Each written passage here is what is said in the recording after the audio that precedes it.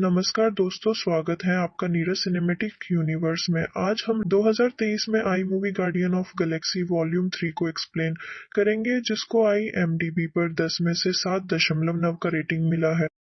इस मूवी का नाम है guardians of the Galaxy volume 3 2023। Film की शुरुआत होती है एक प्लेनेट सैयारे से जिसका नाम नोवियर है, जो अब से गार्डियंस का नया हेडक्वार्टर था। यहाँ पर हमें गार्डियंस की सारी टीम दिखाई जाती है। इनमें से रॉकेट रैकून एक कमरे में जाता है, तभी दूसरे प्लेनेट से एडम वॉरलॉक वहाँ पर आ जाता है, जो सीधा रॉकेट के कमरे में घुस जाता है क्योंकि वो उसे ही पकड़ने आया था। जैसे ही रॉकेट उसके सामने आया, वो उस पर हमला कर देता है। इस हमले को देखते ही सारे गार्डियंस एकदम अलर्ट हो जाते हैं, जिसके बाद रॉकेट को बचाने के लिए वहाँ पर नेब्यूला आती है। पहले ही वो काफी ताकतवर थी, अब अपने जिस्म में एक हाईटेक मशीन लगाकर, यानी काफी एडवांस मशीन, एडम वार्लॉक पर हमला कर देती है। लेकिन एडम वार्लॉक, जो बहुत ही ताकतवर था, बड़े ही आसानी से उसके हमले को रोक देता है। दूर फेंककर वो उसे ढेर कर देता है। अब इसके बाद एक एक करके सारे गार्डियंस उस पर हमला करते हैं, लेकिन वो किसी के भी काबू आ ही नहीं रहा था। हालांकि ये उसे उठा उठाकर फेंकते हैं, बहुत पीटते हैं, पर कोई भी उसके आगे टिक नहीं पाता। अब ये सारी सूरत हाल देखकर जब रॉकेट अपनी गन उठाता है और उसकी तरफ बढ़ने लगता है, उससे पहले एडम वार्लॉक उस पर भारी हमला करता है। इतना खतरनाक हमला कि एक ही झटके में रॉकेट काफी जख्मी हो जाता है। ढेर होकर वो भी एक जगह पर गिर गया। इस सब के बावजूद भी नेब्यूला हार नहीं मानती। वो दोबारा उठी, अपने हाथ को तलवार बना लेती है, जिसे जाकर वो एडम वार्लॉक के पेट में घुसा देती है, जिससे अब वो इतना जख्मी हो गया कि वहीं पर ही बेहोश हो जाता है। अब इससे पहले कि सारे गार्डियंस दोबारा से उस पर हमला करते, उससे पहले ही एडम वार्लॉक उठता है और झट से नोवेयर से भाग जाता है। अब पीटर और उसका साथी रॉकेट के पास आते हैं, जो जख्मी हालत में वहाँ गिरा पड़ा था। उसका इलाज करने के लिए जख्मों को ठीक करने वाली एक डिवाइस उसके जिस्म से लगा देते हैं। लेकिन जैसे मशीन एक्टिवेट हुई, ऑन हुई, रॉकेट तड़पने लगता है। देखने से लग रहा था जैसे वो मशीन रॉकेट की जान ले रही है। ये देखकर फौरन नेबुला वहाँ पर भाग कर आई, पीटर से कहकर जल्दी से इस मशीन को बंद करवाती है। फिर वो रॉकेट के पूरे जिस्म को अच्छे से स्कैन करके चेक करके सबको बताती है कि असल में इसके जिस्म के अंदर बहुत सारी मशीन्स फिट की गई हैं। उन सारी मशीन्स के अंदर एक मशीन ऐसी भी है जिसे रॉकेट के दिल के पास लगाया गया है, और अगर किसी ने भी उस मशीन को निकाले बगैर रॉकेट का इलाज करने की कोशिश की, तो वही मशीन रॉकेट की जान ले लेगी। और ये सब कुछ रॉकेट के साथ उस मशीन की वजह से हो रहा था, जो वो तड़प रहा था। सारे ही गार्डियंस रॉकेट को ठीक करने में लग जाते हैं, जबकि रॉकेट जो जख्मी पड़ा था, बेहोश था, उसे अपनी पुरानी यादें याद आने लगती है, यानी कि उसका माजी, गुजरा हुआ वक्त। उसकी यादों में दिखाया जाता है कि बहुत साल पहले रॉकेट एक छोटा सा रकून था, जो एक जानवर ही होता है, जो अपने जैसे बाकी रकून्स के साथ एक पिंजरे में कैद था। लेकिन एक दिन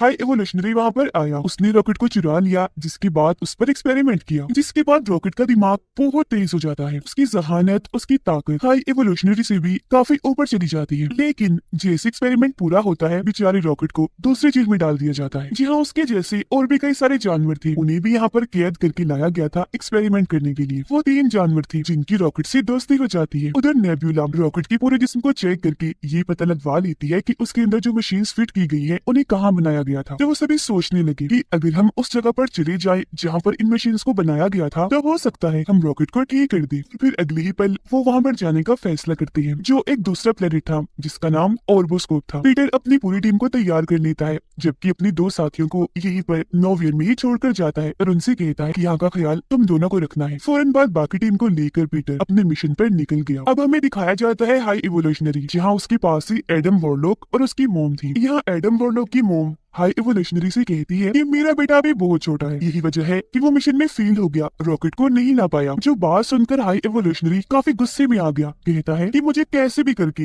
रॉकेट चाहिए तो चाहिए। ये कहकर वो एडम वॉरलॉक को बहुत मारता है और उन माँ बेटे को ये धमकी देता है कि अगर अगली बार तुम रॉकेट को लाने में नाकाम रहे और उसे मेरे हवाले ना किया, तो मैं तुम्हारी पूरी नस्ल को ही मार दूंगा। यहाँ हमें पता चलता है कि इस वक्त हाई एवोल्यूशनरी जहाँ पर है, वो एक पूरा प्लेनेट है। ये पूरा ही प्लेनेट बिल्कुल हमारी जमीन अर्थ जैसा है, इसीलिए इसका नाम भी काउंटर अर्थ है। अब यहाँ हाई एवोल्यूशनरी इतना पागल, इतना अजीब है कि वो चाहता है कि जितने भी प्लैनेट्स और वहाँ पर रहने वाले जानवर और क्रिएचर्स हैं, वो सब एकदम परफेक्ट होने चाहिए, इन्हीं हर लिहाज से बिल्कुल ठीक। इसीलिए वो अलग अलग प्लैनेट्स पर जाकर वहाँ के जानवर और क्रिएचर्स को उठाता है और उन पर एक्सपेरिमेंट करके बदलने की कोशिश करता है अपने मुताबिक। वो उन्हें इतना बदलता है कि उसकी सोच के मुताबिक वो परफेक्ट बन जाए। ऐसे ही फिर हाई एवोल्यूशनरी जानवरों और क्रिएचर्स को लेने के लिए जब प्लेनेट अर्थ पर गया, इन्हीं हमारी जमीन पर, तो उसे अर्थ इतनी अच्छी लगी कि उसने ठान लिया कि अब मैं भी बिल्कुल प्लेनेट अर्थ जैसा ही एक प्लेनेट बनाऊंगा, जो दिखने में और उसका माहौल बिल्कुल अर्थ जैसा होगा। यहाँ तक कि वहाँ के घर और लोग भी प्लेनेट अर्थ जैसे होंगे, और यही वो प्लेनेट है जिसे काउंटर अर्थ कहते हैं।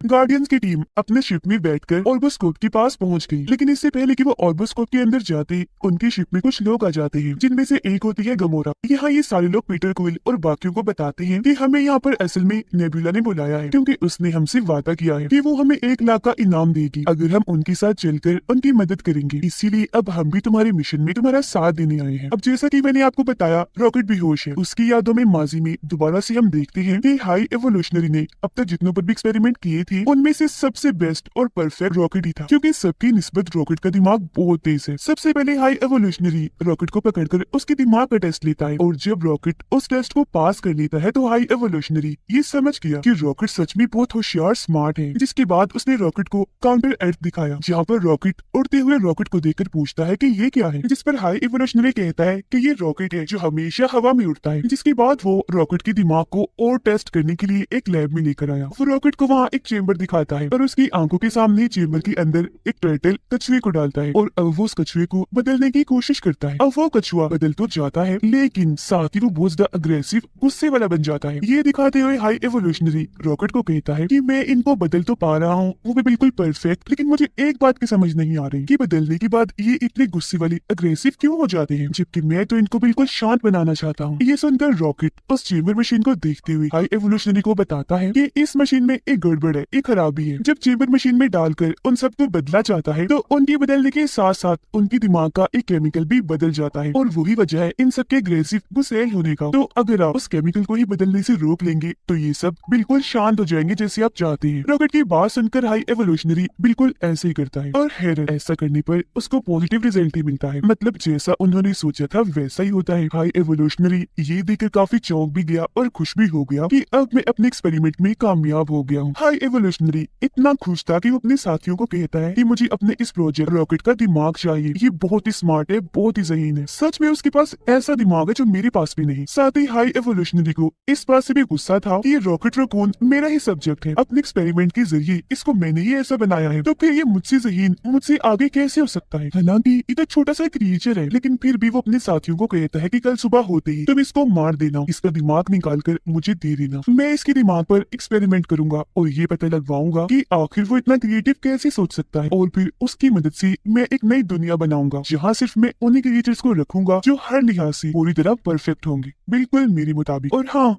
इसका दिमाग निकालने की बात जो इसके साथी है ना उनको भी मार देना, क्योंकि वो हमारे अब किसी काम के नहीं। इतना कहती ही रॉकेट को दोबारा उसकी जेल में बंद कर दिया जाता है। जेल में आते ही रॉकेट अपने साथियों को बताता है कि कल सुबह होते ही हम सबको मार दिया जाएगा, इसीलिए अब हमें कुछ भी करके यहाँ से निकलना होगा। जिसके बाद बाहर जो स्पेसशिप है उनमें बैठकर हम यहाँ से निकल जाएंगे। ये कहते ही रॉकेट वहाँ पर रखी हुई सारी चीजों को इकट्ठा करता है और एक चाबी बना लेता है। उस चाबी से अपनी जेल का ताला खोलता है और वहाँ से बाहर आ जाता है, और अपनी एक दोस्त जो उसे सबसे प्यारी थी उसको भी बाहर निकाल लेता है। लेकिन तभी वहाँ पर हाई एवोल्यूशनरी आ जाता है जो उसकी दोस्त को गोली मार देता है, जिससे रॉकेट की दोस्त की वहीं पर ही मौत हो जाती है। फिर हाई एवोल्यूशनरी उसे कहता है, मैं जानता था रॉकेट तुम यहाँ से भागने की कोशिश जरूर करोगी, तो इसीलिए मुझे यहाँ पर आना पड़ा, और अब मैं तुम्हारी बाकी साथियों को भी मार दूंगा और अभी के अभी तुम्हारा दिमाग निकाल लूंगा। सुबह तक का इंतजार मैं नहीं करने वाला। अपनी आंखों के सामने ही रॉकेट अपनी दोस्त को मरा हुआ देखकर बहुत दुखी हो जाता है, और अब उसे काफी गुस्सा भी आ गया था। वो हाई एवोल्यूशनरी पर हमला कर देता है, उसका मुंह नोचकर वहाँ से भाग जाता है।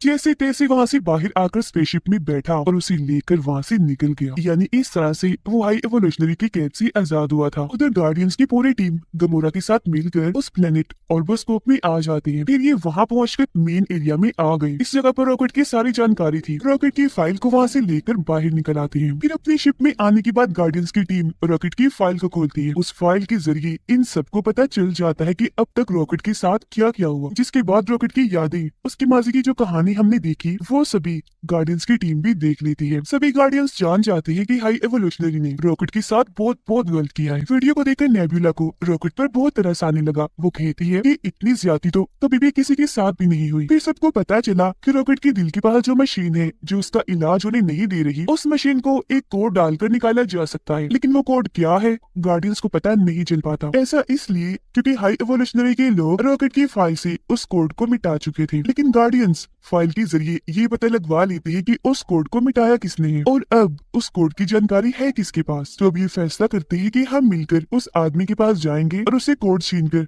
रॉकेट की जान बचाएंगी। लेकिन गमोरा ऐसा करने से मना कर देती है और उनसे कहने लगी कि वो आदमी इस वक्त हाई एवोल्यूशनरी के पास है, तो अगर हम वहाँ गए तो सारे मारे जाएंगे, इसीलिए अब मैं तुम्हारा साथ नहीं दे सकती। वो फिर अपने एक साथी को अपनी लोकेशन भेज देती है कि इस वक्त मैं कहाँ हूँ और मुझे जल्दी से लेने आ जाओ। लेकिन हम देखते हैं कि उसके साथी को ऑर्बोस्कोप में एडम वॉरलॉक और उसकी मॉम ने पकड़ लिया है। तो जैसे गमोरा अपनी लोकेशन भेजती है, उसके बारे में एडम वॉरलॉक और उसकी मॉम को भी पता चल गया था, तो इसीलिए वो गार्डियंस को पकड़ने के लिए जाने लगती है। उधर गार्डियंस जैसे ही हाई एवोल्यूशनरी के पास पहुंचते हैं तो वो इन्हें बताता है कि जानते हो मेरा प्लान क्या है, अब मैं तुम सबको मार दूंगा और तुमसे रॉकेट को हासिल कर लूंगा जो मेरा सब्जेक्ट है। ये सब कुछ मैंने ही किया है, तुम्हें यहाँ पर अपने प्लान के जरिए मैंने ही बुलाया है। जिसके बाद अपने लोगों को वे हुक्म देता है कि बाहर गार्डियंस की शिप में रॉकेट है, जल्दी से जाकर उसे ले आओ। फिर हाई एवोल्यूशनरी जाकर अपनी शिप में बैठ जाता है और अपने लोगों को हुक्म देता है कि अब मेरे जाने के बाद इस पूरे प्लेनेट को तबाह कर दो। उसके लोग ऐसे ही करने लगते हैं, शिप को उड़ाकर धीरे धीरे प्लेनेट को तबाह करने लगते हैं, जिससे होता ये है कि वहाँ पर जगह जगह धमाके होने लगते हैं। ये सब होता हुआ देखकर गार्डियंस टीम के दो लोग पीटर और ग्रूट जो वहीं पर थे हाई एवोल्यूशनरी के लोगों से लड़ने लगते हैं। अपने पावरफुल गन से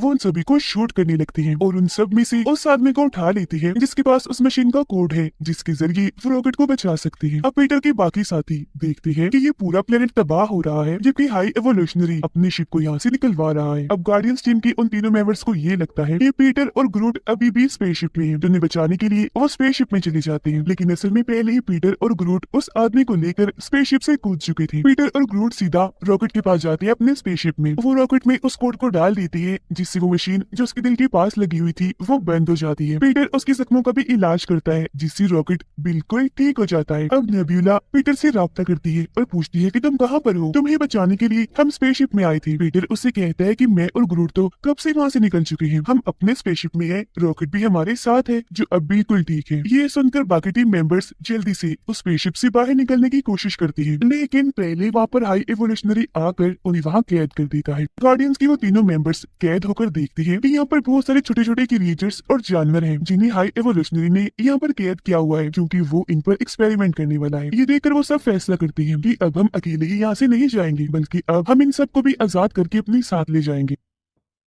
पीटर और उसकी बाकी साथी हाई एवोल्यूशनरी की स्पेसशिप के लिए निकल जाते हैं अपनी बाकी साथियों को बचाने के लिए। पीटर अपने प्लेनेट नोवियर पर राब्ता करता है और अपने साथी को कहता है कि जल्दी से यहाँ पर आ जाओ जहाँ पर मैं तुम्हें कहता हूँ। तब उसका साथी ऐसे करता है जो लोकेशन थी हाई एवोल्यूशनरी के स्पेसशिप के बिल्कुल पास, जिसके बाद पीटर अपने साथियों को लेकर उसकी स्पेसशिप में आ जाता है अपने साथियों को बचाने के लिए। यहाँ पर हम हाई एवोल्यूशनरी, उसके साथी और गार्डियंस ऑफ द गैलेक्सी की टीम के बीच जबरदस्त किस्म की लड़ाई को देख पाते हैं। लेकिन क्योंकि गार्डियंस की टीम ज्यादा बहादुर थी तो बहुत अच्छे से उनका सामना करती है और एक जबरदस्त सी लड़ाई के बाद उन्हें हरा देती है और फिर आखिरकार वो हाई एवोल्यूशनरी को भी हरा देते हैं। ये वो सारे मिलकर रॉकेट को कहते हैं कि अब तुम हाई एवोल्यूशनरी को जल्दी से मार दो, लेकिन रॉकेट ऐसा करने से मना कर देता है। अपनी टीम को कहता है कि मैं इसके जैसा नहीं हूँ, अगर हाई एवोल्यूशनरी ऐसा है तो मैं उसके जैसा नहीं बन सकता। इसी के साथ गार्डियंस की टीम हाई एवोल्यूशनरी की शिप में जितने भी लोग, जानवर, क्रिएचर्स बंदी थी उन सबको आजाद करवा लेते हैं। वो फिर उन सबको भी नोवियर में डाल देती है और खुद भी वहीं आ जाती है। और ये सब करने में उनका साथ एक डॉग देता है जो पीटर का साथी था, क्योंकि वो अपनी ताकतों का इस्तेमाल करके नोवियर प्लेनेट को हाई एवोल्यूशनरी के स्पेसशिप से जोड़ देता है। लेकिन वो इतनी सारी ताकत लगा चुका था कि बीच में ही उसकी ताकत टूट जाती है, जिससे नोवियर प्लेनेट और हाई एवोल्यूशनरी का स्पेसशिप एक दूसरे से अलग अलग हो जाते हैं। जिससे सारे लोग तो नोवियर प्लेनेट पर आ गए थे, लेकिन पीटर अभी भी हाई एवोल्यूशनरी की स्पेसशिप में था। ये देखकर पीटर काफी घबरा गया। वो एक लंबा सा जंप मारकर कूद कर नोवियर में आने की कोशिश करता है, लेकिन उसके ऐसा करने से वो स्पेस में खुले आसमान में ही लटक जाता है, जहाँ उसकी हालत काफी खराब हो जाती है। ऐसा लग रहा था जैसे वो मरने वाला है। लेकिन उससे पहले ही एडम वॉरलॉक वहाँ पर आया और पीटर को उठाकर नोवियर में ले जाता है, जिससे उसकी जान बच जाती है। जिसके बाद सारे गार्डियंस ये फैसला करते हैं कि अब हम इन सभी जानवर, क्रिएचर्स और इंसानों को लेकर एक नई दुनिया बनाएंगे, जहाँ वो उन सबको एक अच्छी जिंदगी देंगे और उन सबको